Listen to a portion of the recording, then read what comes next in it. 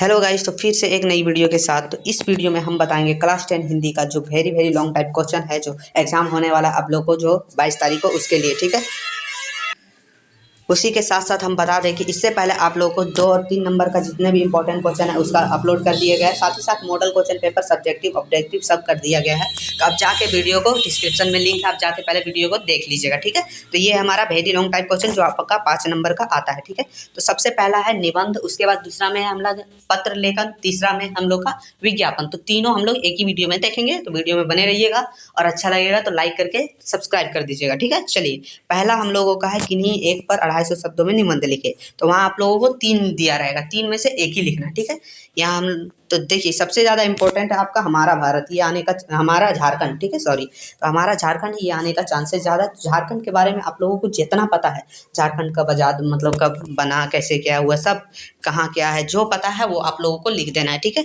देखिए हम लोगों ने लिखा है झारखंड भारत का पूर्वी राज्य है। इस राज्य की राजधानी रांची है। झारखंड को सीमा उत्तर का बिहार राज्य, दक्षिण में उड़ीसा, पूर्व में पश्चिम बंगाल तथा पश्चिम में उत्तर प्रदेश तथा छत्तीसगढ़ से लगती है, मतलब उसकी सीमा है। ठीक है, बॉर्डर है। ठीक है, ये है। उसके बाद है यह राज्य पठार की स्थिति है।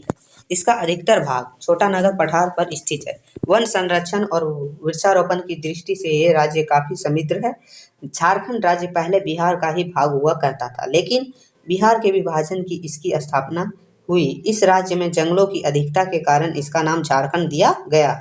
इसमें झार की अर्थ जंगल तथा खंड का अर्थ भूमि होता है। ठीक है, झारखंड अर्थ जंगल और खंड का अर्थ भूमि। ठीक है, अर्थात जंगलों की भूमि ही झारखंड है। इसी कारण इसे जंगल प्रदेश के नाम से भी जाना जाता है।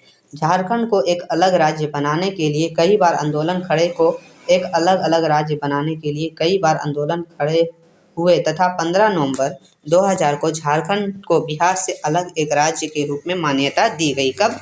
15 नवंबर 2000 ईस्वी को, मतलब बिहार से झारखंड अलग हुआ था, यह भी आप बोल सकते हैं। ठीक है, तथा यह भारत का 28वां राज्य बना। 28वां राज्य बना तो 15 नवंबर को झारखंड स्थापना दिवस मनाया जाता है। ठीक है, ये हो गया। हम लोगों ने आगे लिखा है, तो देखिए झारखंड का जो क्षेत्रफल लिहाज से भारत के 15वां सबसे बड़ा राज्य है। ठीक है, इसका क्षेत्रफल देखिए, इसका क्षेत्रफल जो होगा, तो इसका जो क्षेत्रफल है वो है 79,716। ठीक है, 79,716 वर्ग किलोमीटर है। इस राज्य के गठन के समय 18 जिला थे। ठीक है, इस राज्य में 18 जिला था, जो वर्तमान में 24 है, मतलब लेकिन अभी 24 है। ठीक है, इसमें सबसे बड़ा जिला जमशेदपुर है। कौन सा है? जमशेदपुर है। ठीक है, इस जिसमें पश्चिम सिंहभूम जिला, पूर्वी सिंहभूम जिला, गोड्डा जिला, गुमला जिला, खरसवां जिला, कोडरमा जिला, हजारीबाग जिला, रांची जिला, लोहरदगा जिला, चतरा जिला, बोकारो जिला, सिमडेगा जिला, गढ़वा जिला, साहेबगंज जिला, धनबाद जिला, पाकुड़ जिला, जामताड़ा जिला, दुमका जिला, खुट्टी, गिरिडीह जिला, सरायकेला, रामगढ़ जिला, लातेहार जिला, देवघर जिला और पलामू जिला आते हैं। मतलब ये सब जिले के नाम हैं जो झारखंड में आते हैं। ठीक है, चलिए आगे है। भारत के क्रिकेट टीम के पूर्व कप्तान तथा माही के नाम से प्रसिद्ध खिलाड़ी महेंद्र सिंह धोनी भी इसी राज्य से है। प्रियंका चोपड़ा तथा भारतीय हॉकी के कप्तान जयपाल सिंह मुंडा भी इसी राज्य से थे। ठीक है, ये आप लोगों को अपने बारे में, झारखंड के बारे में जो आता है वो आप लोगों को लिख देना है। ठीक है, अब दूसरा है बिरसा मुंडा। तो ये भी आने का चांसेस है। भगवान बिरसा मुंडा या तो बिरसा मुंडा या तो फिर कुछ भी है, स्वतंत्रता सेनानी बिरसा मुंडा, मतलब किसी तरीका से आ सकता है, बिरसा मुंडा रहे, आप लोगों को लिख देना है। तो देखिए उनका जो जन्म है वो जो हुआ था, प्राथमिक जीवन एवं माता पिता बिरसा मुंडा का जन्म 19वीं सदी के अंत में, यानी 15 नवंबर 1875 में झारखंड के उलीहातू गांव में हुआ था। कहाँ हुआ था? झारखंड के उलीहातू गांव में। कब हुआ था? 15 नवंबर 1875 ईस्वी को हुआ था। ठीक है, बिरसा मुंडा भारत में झारखंड राज्य के एक आदिवासी नेता और स्वतंत्रता सेनानी थे। कौन थे? उन स्वतंत्रता सेनानी और आदिवासी नेता बिरसा मुंडा मुंडा जनजाति के सदस्य थे। मुंडा जनजाति के सदस्य थे। तो भारत के सबसे बड़े आदिवासी समुदायों में से एक है। ये जो समुदाय है भारत के एक बड़े आदिवासी समुदाय है। ठीक है, इनके माता का नाम करमी मुंडा और पिता का नाम सुगना मुंडा था। इसके माता का नाम करमी मुंडा और पिता का नाम सुगना मुंडा था, ध्यान रखिएगा। चलिए, बिरसा मुंडा अपना बचपन चलंकद गांव में बिताया था। कहाँ? चलंकद गांव में अपना जीवन, मतलब बचपन बिताया था। ठीक है, बिरसा मुंडा की शिक्षा की बात करें तो देखिए शिक्षा हम लोगों ने लिया। तो बिरसा मुंडा ने अपनी शिक्षा सलगा स्कूल से प्राप्त करना शुरू किया। प्राथमिक शिक्षा के बाद अपर प्राइमरी शिक्षा के लिए बिरजू मिशन स्कूल में अपना दाखिला लिया था। आगे की शिक्षा चाईबासा में रहकर उन्होंने उच्च स्तर प्राथमिक स्तर की परीक्षा शिक्षा प्राप्त की, जिसके बाद वे अपनी आजीविका के लिए गोरबेड़ा के स्वामी परिवार में नौकरी करने लगे। मतलब उन्होंने पहले शिक्षा की शुरुआत की जो वो कहाँ की, तो वहाँ की थी सबसे पहले सलका स्कूल में। उसके बाद प्राथमिक शिक्षा के बाद उन्होंने primary school upper primary school में जो बुरजू मिशन स्कूल के नाम से था वहाँ दाखिला लिया। उसके बाद आगे की शिक्षा के लिए चाईबासा में रहकर उन्होंने उच्च प्राथमिक स्तर की शिक्षा प्राप्त कर ली, जिसके बाद उन्होंने अपनी आजीविका चलाने के लिए मतलब जीवन चलाने के लिए कुछ कुछ रोजगार के लिए गौरबेड़ा के स्वामी के पास नौकरी करने लगे थे। ठीक है, अगला है उनका विद्रोह। तो उनका विद्रोह कैसा था, तो देखिए बिरसा मुंडा की विद्रोह और आंदोलन। तो देखिए बिरसा मुंडा को भारत में आदिवासी समुदाय के इतिहास में भगवान के रूप में याद किया जाते हैं। उन्होंने ब्रिटिश औपनिवेशकों शासन और बाहरी लोगों द्वारा आदिवासी भूमि के शोषण के खिलाफ एक आंदोलन का नेतृत्व किया। बिरसा मुंडा का मानना था कि भारत में आदिवासी से अंग्रेज और अन्य बाहरी लोग द्वारा उन पर अत्याचार किया जा रहा है जो उनकी ज़मीन के संसाधनों पर कब्जा कर रहे थे। मतलब उनका जो मानना था जो हम लोग के ज़मीन पर मतलब हम लोग के साथ अत्याचार हो रहा है और हम लोग का ज़मीन को हमारे संसाधनों को कब्जा में किया जा रहा है, लूटा जा रहा है, ऐसा उसका मानना था। किनका? बिरसा मुंडा का। ठीक है, उनका मानना था कि आदिवासी समुदायों को एकजुट होकर अपने शोषण और उत्पीड़न के खिलाफ लड़ने की ज़रूरत है। उनका मानना था पूरे आदिवासी समुदाय को एकजुट होकर लड़ने की ज़रूरत है। तीसरा हम लोगों ने लिया है, चलिए तो तीसरा हम लोगों ने लिया पर्यावरण प्रदूषण। ये भी बहुत ही ज़्यादा ज़रूरी है, आ भी सकता है। देखिए सबसे पहला है आज के समय में मनुष्य आधुनिकता की ओर लगातार बढ़ रहा है। इसी होड़ में हम प्रकृति के साथ खिलवाड़ कर रहे हैं। मानव अपनी सुख सुविधाओं को पूरा करने के लिए लगातार ऐसी गतिविधियां कर रहा है जिससे पर्यावरण प्रदूषण हो रहे हैं। प्रदूषण प्रकृति का संतुलन बिगड़ रही है और इससे भविष्य में भयानक परिणाम देखने को मिल सकता है। मतलब जो है अपने आधुनिक की ओर लगातार बढ़ तो रहा है, लेकिन इससे वो ऐसा खिलवाड़ कर रहा है जो बहुत ही नुकसानदायक है और जो प्रदूषण को फैला रहा है। इससे जो आने वाले दिनों में इनका भयानक परिणाम देखने को मिल सकता है, ऐसा लिखना है आपको। उसके बाद इसका प्रकार लिख देना है। प्रकार में आप लिख दीजिएगा वायु प्रदूषण, ध्वनि प्रदूषण जो है आपको लिख देना। देखिए वातावरण में उपस्थित वायु को दूषित करना वायु प्रदूषण कहलाता है। जहरीली गैस और धुआं हवाओं में मिल जाती है और वायु प्रदूषण को जन्म देती है। प्रदूषित वातावरण में सांस लेने से गंभीर बीमारी होती है। वातावरण में सांस लेने से गंभीर। अब जल प्रदूषण हम लोगों ने लिया, तो देखिए जल में गंदगियां फैलाने जल प्रदूषण होती है। कारखानों से निकली गंदगियां जल स्रोत में बहा दिया जाते हैं, परिणाम स्वरूप पानी उपयोग के लिए हानिकारक हो जाता है। मतलब जो कारखानों से जब पानी निकलती है उसे जब मिला दिया जाता है तो वो पानी जो है गंदगी हो जाता है, जिसे हम लोग जल प्रदूषण कहते हैं और वो हमारे लिए बहुत ही हानिकारक होता है। ठीक है, अगला है मृदा और भूमि प्रदूषण।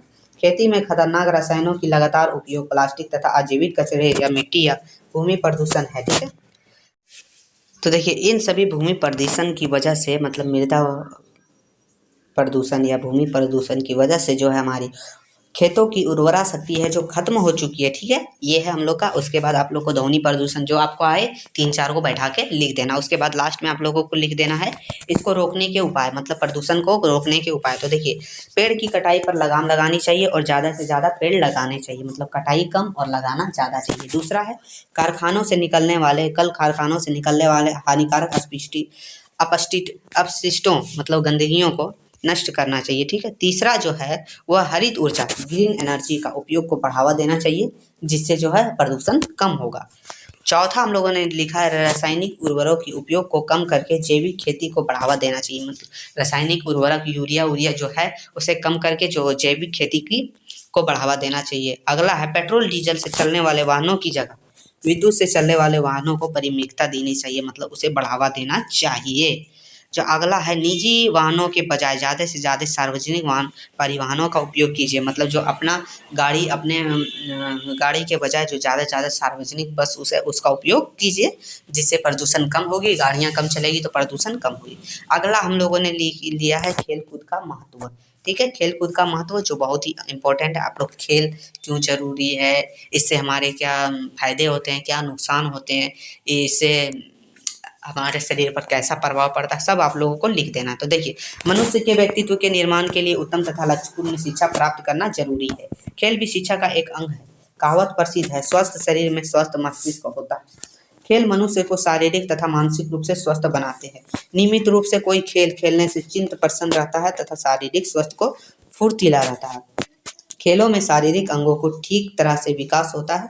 मन में उल्लास, ठीक है, मन में उल्लास और उत्साह रहने से मनुष्य के जीवन में प्रत्येक क्षेत्र में सफलता प्राप्त होती है।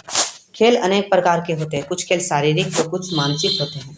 शारीरिक खेल खेलने से शरीर की श्रम करना होता है, मतलब मेहनत करना पड़ता है, तथा मानसिक खेल खेलने में दिमाग के घोड़े दौड़ाने होते हैं, मतलब दिमाग को चलाना पड़ता है, ठीक है। Football, hockey, Bollywood, cricket, kabaddi आदि को शारीरिक तथा शतरंज, ताश, चौपड़ आदि को मानसिक खेल की श्रेणी में रखा गया है, ठीक है।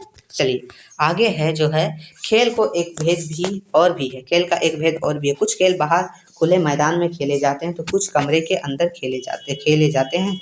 इनको क्रमशः आउटडोर तथा इंडोर खेल कहते हैं। आज तो सबसे प्रिय इंडोर गेम्स कंप्यूटर स्क्रीन पर खेले जाने वाले काल्पनिक और समय सहायक गेम्स बने हुए हैं, ठीक है। ये है इसका देखिए जो प्रभाव है स्वस्थ खेल और स्वास्थ्य। देखिए खेलों का हमारे स्वास्थ्य को गहरा संबंध है। खेल खेलने से शरीर संबल, चुस्त और स्वस्थ बनता है। शरीर के साथ मन मस्तिष्क के विकास में भी खेल सहायक होता है, ठीक है।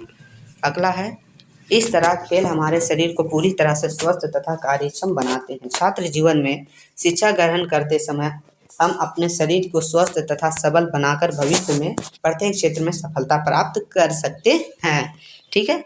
ये है हम लोग का खेल का महत्व, खेलकूद का महत्व, ठीक है। स्वास्थ्य का अगर महत्व आ जाए तो आप उसी तरीका से स्वास्थ्य के महत्व के ऊपर जो मतलब आप जानते हैं, मतलब हमारे फिटनेस से क्या क्या मतलब जो भी फायदे नुकसान जो भी होते हैं आपको लिख देना अपने मन से बैठा के, ठीक है। चलिए अगला है जो हम लोग का अगला क्वेश्चन है दूसरा, पत्र लेखन। पत्र लेखन पर चलते हैं हम लोग। पत्र लेखन का 3, 4, 5 सवाल जो भी है देखेंगे, इम्पोर्टेंट। तो देखिए पहला हम लोगों ने सवाल लिया है, बढ़ते अपराध को रोकथाम के लिए थाना प्रभारी को पत्र लिखे, ठीक है। तो आप देखिए थाना प्रभारी को पत्र लिखने के लिए, कोई भी पत्र लिखने के लिए पहले लिखना है सेवा में थाना अध्यक्ष, गाँव झारखंड, मतलब यहाँ अपने गाँव का नाम लिखना है, यहाँ दिनांक अपने हिसाब से चुन लेना है, ठीक है, वहाँ लिख देना। विषय में लिखना है अपराधों की रोकथाम के लिए थाना अध्यक्ष को पत्र, ठीक है, रोकथाम के लिए। तो देखिए ये आप फिर ये लिख दीजिएगा, महाशय मैं आपको सूचित करना चाहता हूँ कि पिछले कुछ महीनों में हमारे क्षेत्र, उसके बाद यहाँ गांव का लिख दीजिए, में अपराधों की संख्या बहुत बढ़ गई है। राहगीरों को दिन दहाड़े लूटा जाता है, यहाँ तक कि लूटपाट के दौरान गोली भी मार दी जाती है। बलात्कार जैसी जघन्य अपराध दिनों दिन बढ़ जा रहा है। हम गाँववासियों के मन में दिन रात चोरी का भय बना रहता है। इस तरीक़ा से आपको बैठा के लिख देना और लास्ट में लिख देना, अतः आपसे अनुरोध है कि इस क्षेत्र में पुलिस गश्त उचित प्रबंध कर बढ़ते अपराधों को रोकथाम करें ताकि हम गाँववासी बिना डर के साथ अपना जीवन यापन कर सके। आशा करता हूँ कि आप जल्द से जल्द इस पर कार्रवाई करेंगे। इस तरीक़ा से आपको लेटर लिख देना है, तो ठीक है। और लास्ट में आपको धन्यवाद भाविये लिख के अपना नाम और अपना गांव का नाम लिख देना है, ठीक है। ये आपका हो गया। देखिए बढ़ते अपराध को रोकथाम के लिए थाना प्रभारी के पास पत्र, ठीक है। अगला हम लोगों ने लिया है पेयजल के नियमित आपूर्ति के लिए नगर पालिका अध्यक्ष को आवेदन पत्र लिखिए, मतलब नगर लगातार आपूर्ति मिलते रहे, मतलब मिलते रहे हमको पानी, इसलिए पत्र लिखिए। तो देखिए सेवा में अध्यक्ष नगर पालिका गिरिडीह, अपना डेट लिख दीजिएगा, ठीक है। उसके बाद लिखना विषय पेयजल की अनियमित आपूर्ति के संबंध में, मतलब अनियमित मतलब लगातार पानी नहीं मिलता है उसके संबंध में, ठीक है। तो देखिए ऐसे लिखना। उसके बाद लिखना है, महाशय मैं आपको सूचित करना चाहता हूँ कि आज मेरा गांव व मोहल्ले पेयजल की अनियमित आपूर्ति से बेहद परेशान है। हमारे गांव के अधिकतर चापाकल खराब पड़े हैं, घर के बाहर नल लगे नाले भी 10-15 दिनों तक पानी नहीं आता है। अगर पानी आता भी है तो आधे घंटे के लिए ही आता है। पेयजल की कमी के कारण लोग आधी रात से ही पानी भरने के लिए बाल्टी, बर्तन आदि लेकर लाइनों में घंटे खड़े रहते हैं, ठीक है। इस तरीक़ा से आपको लिख देना। फिर लिखना है, नल से पानी भरने के दौरान लोगों की लड़ाई भी हो जाती है, अतः श्रीमान मैं आपसे सविनय प्रार्थना की इस मोहल्ले गांव में पेयजल आपूर्ति नियमित कराने की कृपा करें। आपके इस उचित कार्य के लिए हम सभी आपका बहुत आभारी रहेंगे। उसके बाद आपको फिर से लिख देना है धन्यवाद, उसके बाद भावनीय अपना नाम, उसके बाद गांव का नाम, ठीक है। इस तरीक़ा से आपको लिख देना। फिर हम लोगों ने तीसरा जो लिया है क्वेश्चन, वो बोल रहा है वार्षिक परीक्षा की तैयारी का वर्णन करते हुए अपने पिताजी को एक पत्र लिखिए, ठीक है। अपने पिताजी को लिखना है। तो ये हम लोगों ने ले लिया है। तो देखिए इसमें लिया है, पहले डेट डाल दीजिएगा, उसके बाद प्रिय पिताजी, आपको मेरा प्रणाम। नमस्कार पिताजी, बहुत दिनों बाद आपको पत्र लिख रहा हूँ। पढ़ाई करते करते मुझे आपसे बात करने का मौका ही नहीं मिला, इसलिए मैं आज आपको आपको पत्र लिख रहा हूँ। अपने मुझे महारानी लक्ष्मी विद्यालय में दाखिला दिलवाया है। यहाँ अपने स्कूल का कोई भी नाम लिख दीजिएगा, चलेगा, ठीक है। सच्चे मन से लगन से पढ़ाई करता हूँ। लड़का है तो करता हूँ, लड़की हूँ तो करती हूँ। मुझे परीक्षा में अच्छे गुण भी मिलते हैं। आपको मैं यह बताना चाहती हूँ कि आपका बेटा अपेक्षित और जागरूक नागरिक बन गया है और मुझे कहने में बहुत ही खुशी होती है कि मैं आप जैसे पिता का बेटा हूँ। इस तरीक़ा से आपको बैठा के लिख देना, ठीक है। आपको ज़रूरी नहीं यही लिखना, अपने हिसाब से बैठा के लिख देना। मतलब शुरू में आपको डेट लिखना, उसके बाद प्रिय पिताजी आपको मेरा प्रणाम, इस तरीक़ा से लिख देना। नीचे आपको इस तरीक़ा से लिख देना, आपका प्यारा बेटा, उसके बाद या तो बेटी जो है आप वो लिख दीजिएगा, ठीक है। उसके बाद तो अगला हम लोगों ने क्वेश्चन लिया 4 दिनों की अवकाश के लिए प्राचार्य मतलब प्रधानाध्यापक को एक पत्र लिखिए 4 दिनों की अवकाश के लिए, मतलब छुट्टी के लिए, ठीक है। तो देखिए, सेवा में प्रधानाचार्य जी, अपने स्कूल का नाम यहाँ लिख दीजिएगा, आदर्श उच्च विद्यालय, और जहाँ स्कूल पढ़ता है वहाँ एड्रेस लिख दीजिएगा। उसके बाद दिनांक लिख के फिर विषय में लिखिएगा बीमारी के कारण अवकाश लेने की प्रार्थना पत्र, तो बीमारी के कारण, ठीक है। तो देखिए यहाँ लिखिएगा आगे, महोदय, निवेदन है कि मुझे कल रात से तेज बुखार है। डॉक्टर ने मुझे 4 दिन आराम करने की सलाह दी है, इस कारण मैं विद्यालय आने में असमर्थ हूँ, ठीक है। इस तरीक़ा से लिखने के बाद, अतः मेरी आपसे प्रार्थना है कि मुझे 22/3/2023 से 26/3/2023 तक अवकाश देने की कृपा करें, आपकी महान दया होगी, ठीक है। इस तरीक़ा से लिख के आपको लास्ट में लिख देना पड़ेगा। देखिए, धन्यवाद, आपका आज्ञाकारी छात्र। नाम, अपना नाम लिखिएगा, यहाँ क्लास लिखिएगा और रोल नंबर लिख दीजिएगा, ठीक है, रोल नंबर। चलिए, ये हो गया। अब हम लोग चलते हैं, अगला मेरा तीसरा क्वेश्चन है। ये मेरा लेटर वाला पत्र वाला हो चुका है। अब हम लोग चलेंगे विज्ञापन की तरफ। तो विज्ञापन में हम लोग को लिखना है, विज्ञापन तैयार करें या लिखे जो भी है। आप लोगों को सबसे पहला पर्यावरण के प्रति जागरूकता बढ़ाने के लिए लगभग 50 शब्दों में एक विज्ञापन तैयार कीजिए, ठीक है। ये सब इंपॉर्टेंट मैंने लिया है, ठीक है। तो देखिए, ये जो है पर्यावरण के प्रति जागरूकता जगाने के लिए जो है, ये देखिए, पर्यावरण बचाओ, धरती को स्वर्गीय सुंदर बनाओ, ठीक है। इस तरीक़ा से लिख देना। अब भी नहीं जागो तो कहीं पछताना ना पड़े, वन वायु और जल बचाओ, अपना भविष्य उज्जवल बनाएं, ठीक है। सांसें हो रही कम, आओ पेड़ लगाएं, हम धरती को प्लास्टिक तो बनाएं। इस तरीक़ा से आपको लिख देना। ग्लोबल वार्मिंग, जल संकट, प्रदूषित वायु, ठीक है, पर्यावरण संरक्षण हेतु जनहित में जारी। आप अपने हिसाब से, अगर आपको इससे भी अच्छा आता है तो अपने शब्दों में बना के लिखिए, ठीक है, अच्छी बात है। चलिए, दूसरा क्वेश्चन हम लोगों ने जो लिया है वो लिया है, देखिए, समाज में बढ़ रहे अपराध के प्रति जागरूकता एवं 50 लघु शब्दों में एक विज्ञापन तैयार कीजिए। अपराध जो बढ़ रहा है उसके लिए, ठीक है। देखिए, वहाँ आपको एग्जाम हॉल में 2 क्वेश्चन रहेंगे, ठीक है, अथवा में, लेकिन एक ही का उत्तर देना है आपको एग्जाम हॉल में, ठीक है। ये विज्ञापन का एक ही क्वेश्चन का आपको आंसर देना है, ठीक है, 5 नंबर का। देखिए, अपराध नियंत्रण जागरूकता कार्यक्रम, आपका सहयोग हमारी सफलता। अपराध रोकने की में हर नागरिक का योगदान है। सतर्क रहिए, सचेत रहिए, आपराधिक गतिविधियों को सूचना तुरंत पुलिस को दें। महिलाएं और बच्चों की सुरक्षा का ध्यान रखें। साइबर अपराध से सतर्क रहें, ना अफवाह फैलाएं और ना अफवाह फैलने दें। जिला पुलिस कार्यक्रम, इस तरीक़ा से आपको अपने हिसाब से बैठा के लिख देना, ठीक है।